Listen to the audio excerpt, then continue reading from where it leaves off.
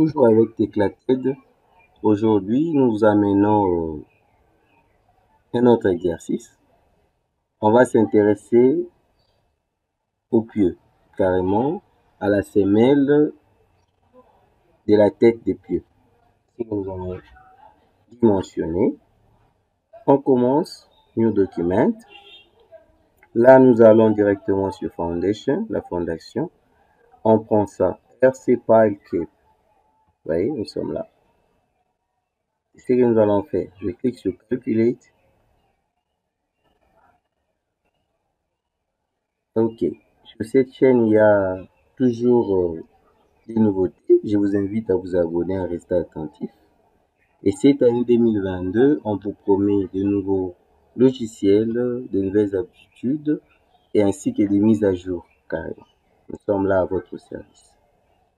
Et si vous avez des suggestions par rapport aux vidéos, aux logiciels que nous devons traiter dans la chaîne, n'hésitez pas et commentez, faites-nous vos propositions, nous sommes là et on va les écouter. Ok, sur base de la norme, on choisit la norme britannique. Ok, ici, on a le choix, cap detail, donc c'est-à-dire les détails concernant ma tête des pieux dans la semelle en question. Là, l'épaisseur proposée est de 900, la densité du béton, les différentes valeurs de la contrainte du sol, de 12 kilonewtons par mètre cube, ça ne pose pas de problème, c'est en béton armé. Et là, ce sont les données par rapport aux colonnes location par rapport à leur distance, le long de l'axe X selon l'axe des Y, ce que nous avons. Ça va, et on passe. Ici, on se doit maintenant de choisir combien de pieux. Et on peut aller même jusqu'à 9 pieux. Donc, pour cet exercice, on va s'arrêter à 4. Si on prend 5, vous allez voir, il y a 5 pieds. La manière dont ça peut être disposé. Voici comment on peut disposer 6 pieds. Et 9 pieds, ce sera pour 9 pieds, vous voyez. Il va ajuster directement. Nous allons faire une semelle de la tête des pieux supportant 4 pieux. Matériaux des pieux, il s'agit bien sûr du béton armé. Je rappelle que les pieux peuvent aussi être en bois, tout comme en acier. Diamètre du pieu, 40, détail ici. On peut utiliser des pieux carrés, tout comme des pieux circulaires. On choisit les pieux circulaires parce que c'est conduit le plus. Et là, on peut changer les diamètres, tout comme les séries de diamètres proposées. Bon, on va utiliser 450. La tolérance, on laisse telle quelle. Les différentes charges qui va supporter mes pieux. Donc ça, sont les charges suivant la capacité portante des pieux. Les charges de compression latérale, les charges de tension. Voici les charges que va supporter mes pieux.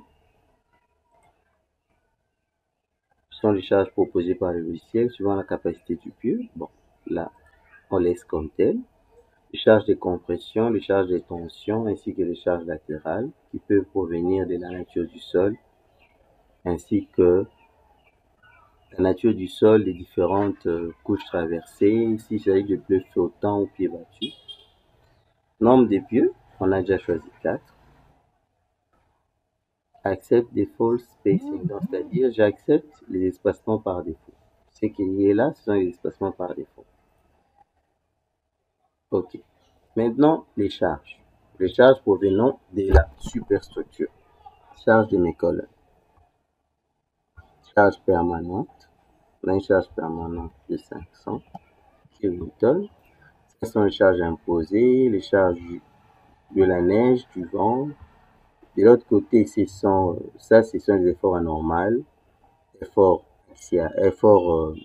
tranchants. Et le moment, bon, suppose que je n'ai pas de moment, d'où je n'ai pas d'effort tranchant. Concernant la valeur de la surcharge, j'ai une surcharge de 2 kN par mètre carré.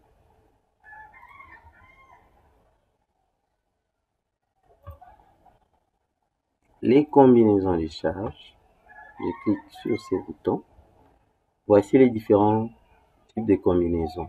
Charge permanente avec charge d'exploitation. Moi, je n'ai pas de compte, donc je peux enlever ça, c'est pas un problème. Ça, c'est la combinaison C1 et la combinaison C2.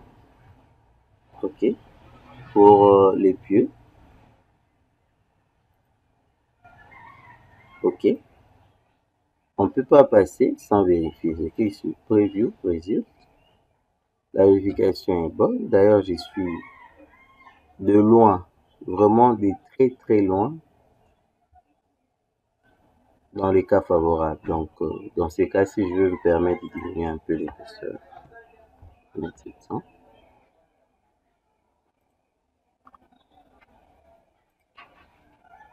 OK. Avec 700, ça tient aussi. On va aller à 500.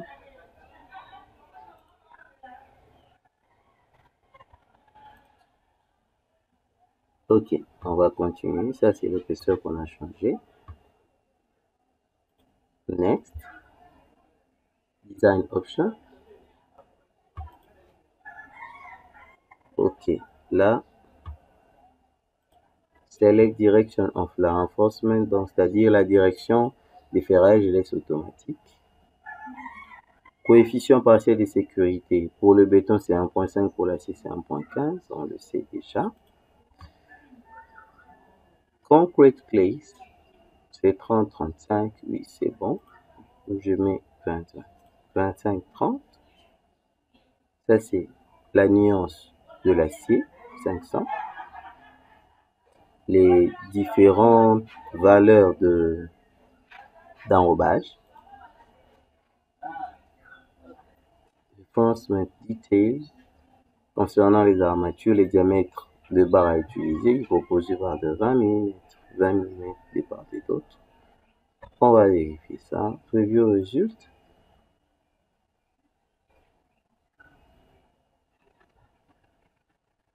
Les résultats sont bons.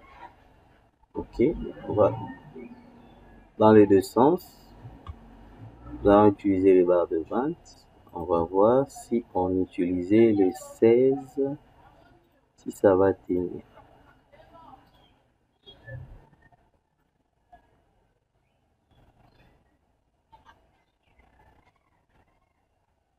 OK, avec les barres de 16, ça tient aussi. Le nombre de barres, c'est 10. 10 barres dans ce sens, ici 10 dans l'autre. Et voici l'espacement des 114. C'est ça le plan d'armature.